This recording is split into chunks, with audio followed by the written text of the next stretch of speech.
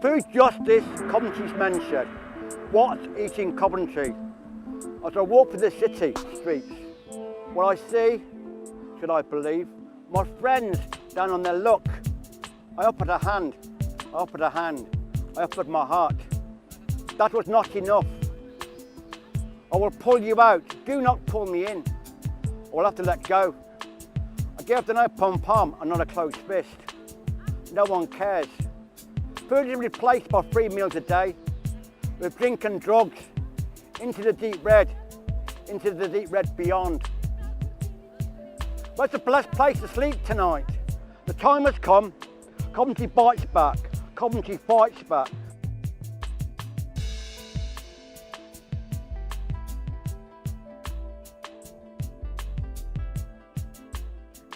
Coventry Men's Shed got together in 2017 to make a film about food poverty and food justice in the city. Food justice implies to me that everybody should be entitled to a decent and substantial amount of food for them to live on in a more free and caring society.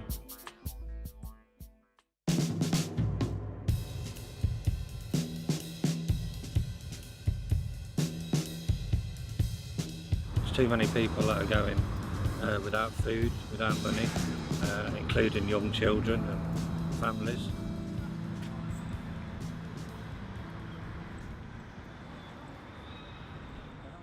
In 2015, the average number of food vouchers we were giving out in the first quarter of the financial year, in other words April, May, June, was 77. Okay. Now I can tell you right now that over the last 12 months in a row, we've given out more than 100 food vouchers per month.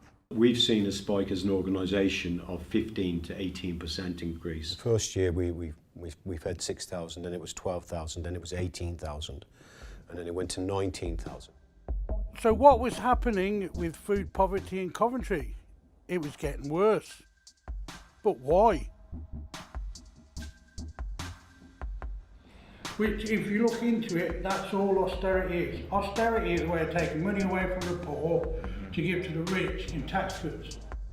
Your average man on the street, your average geezer. What? Say what? We're not being represented here. We're not being represented. In the great times when it was Coventry City when we won the cup, now it's deteriorated so badly that people are homeless, they're druggies, they're drinkies, and there's no help out there for them. And hunger is the biggest issue of all. A lot of people would say the root causes of the problems is austerity, and that has a part to play, delay in obtaining benefits, and quite often it might be because of people's lifestyle, it might be people's lifestyle choices. It's not just one thing. There's a combination of things where people could find themselves in food poverty. Causes are very complicated. It's a bit like, I'll give you a quick analogy, it's a bit like saying that homelessness is the same thing as rough sleeping.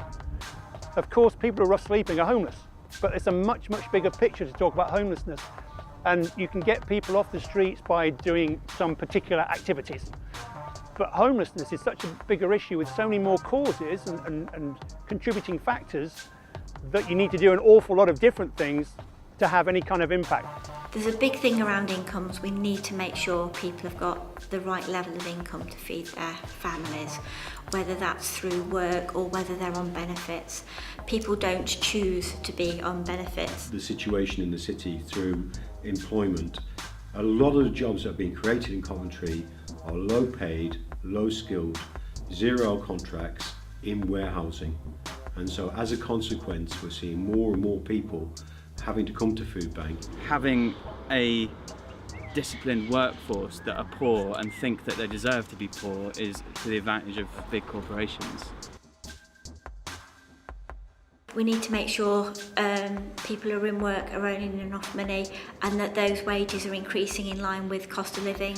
So we're seeing people's real earnings are going, that they're they're able to afford less and less and less as things like gas, electricity, water, council tax and everything else go up. Attitudes to food poverty, we know that nationally, in terms of national government, they don't really like the idea of admitting to a food poverty problem. So if you don't admit to there being a problem of food poverty, then all these people claiming food poverty are clearly, you know, either not telling the truth or they can be doing something else, and it's really a problem they've got to sort out as individuals instead of the government helping to sort out that problem. I don't want to get highly political one way or the other. The cuts are here, we have to live with them. There's various different charities that people can access when they're in dire need. But I think it's about educating people to make the right lifestyle choices, to help families where needed, make sure that the families are accessing the benefit system.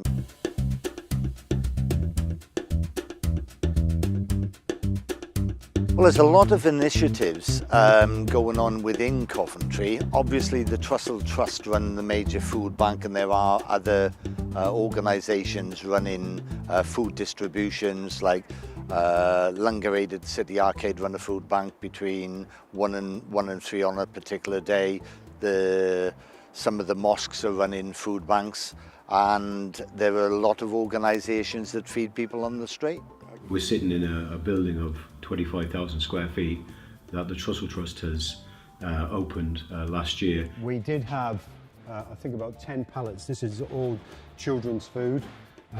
We just sent out today 25,000 packets of children's food. When the food bank started 7 years ago in Coventry, we started with the idea of having a food bank that did more than food. And we've been working on that process. This one's gone out to Willenhall on Wednesday. Already today we've delivered a load of food, but we also collect food. So because we're right in the middle of Harvest Festival at the moment, we're collecting from the various schools around the city. So Edgewick Park, Manor Park, Alsley, all around the city. Children are collecting food for us at this particular time. What do you think about food banks? Necessary evil for now. They make me uncomfortable because they seem to fit in this pattern of the state withdrawing support and then expecting people, kind of exploiting people's goodwill to kind of fulfill the services that used to be provided by the state. And it's counter to that kind of idea of the right to food, which people have been fighting for a long time, to try and get the state to say you are the guarantor of someone's well-being on lots of levels, including their nutrition. And food banks kind of undermine that a little bit. Not to say that I criticise anyone for setting up a food bank, because they clearly respond to dire need, but I'd like to see them become more of a platform for thinking about longer-term solutions. We were the first food bank to introduce advice services with CAB in the UK. And we were one of the first food banks to have its own dietitian. So we've been very conscious of the fact that if you give somebody a bag of food 3 days later, they're going to be hungry. But if you actually can help them with the reasons that have brought them there in the first place, you can actually do something to help a person. It's part of the kind of socialist dream to have kind of communal eating places, where everyone can come, everyone can share. It's not about profit, it's about building community. Those things could definitely exist, and I think because there are more of those examples to point to, we can leverage action from government as a result of that. We can say, look, it exists here, and it's done so without much support. This is a really low cost thing for you to invest in, and the social return on that investment is huge. But what I would say, of course, is that if you have a national government and a local government working together with community organisations in the interest of the people in those areas, then you have a head start.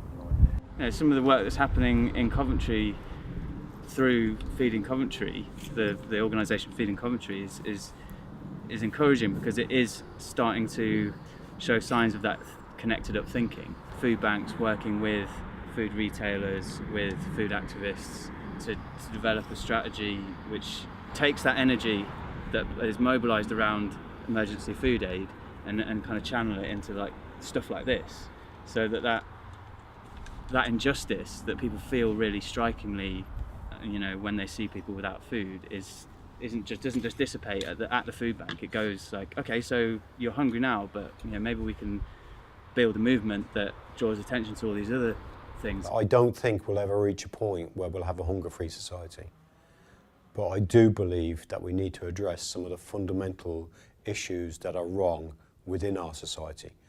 The inequality that we see, the discrimination that we see, those are the things that fuel poverty.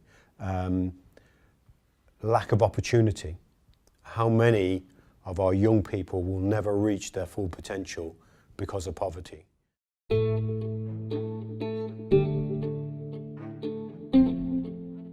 Philosophy of Langar was created, one of our first gurus, Guru Nanak Dev Ji, and the whole purpose of Langar was to show equality for everyone. So the whole purpose of Langar is that you sit down together as a group of people and eat the same food as everyone else. So you could be a rich person, a poor person, you know, an Asian person or a Christian person, it doesn't make a difference. You all sit down on one level, eat the same food, it's cooked from the same pots, and that was the main concept of Langar. Coventry, we feed about 650 meals a week. So that's all different. We do a lot of outdoor feeds on a Sunday. We do a lot of drop-offs, so different hostels and churches. In the UK, we do approximately 11,000 meals a week.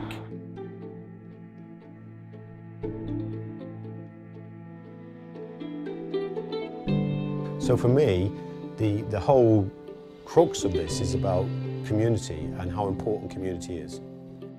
We should start empowering people basically on how to live the best themselves. We're spiritual beings, we've all got a heart. We sustain ourselves through our food and our environment.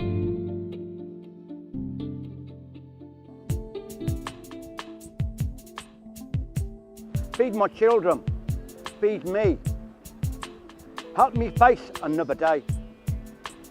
In the name of food justice, what we do, what we can for our town. We try and find a way to pay the rent in our town.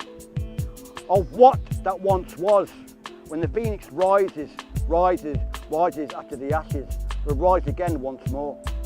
We are paid with our minds, our bodies, our blood, our bone. Our hearts are burning, turned to ashes, blown away, blown away, blown away. In the front of our eyes. Where's the rebel yell in the city of kings? Sky blues of white and gold. CCFC, okay.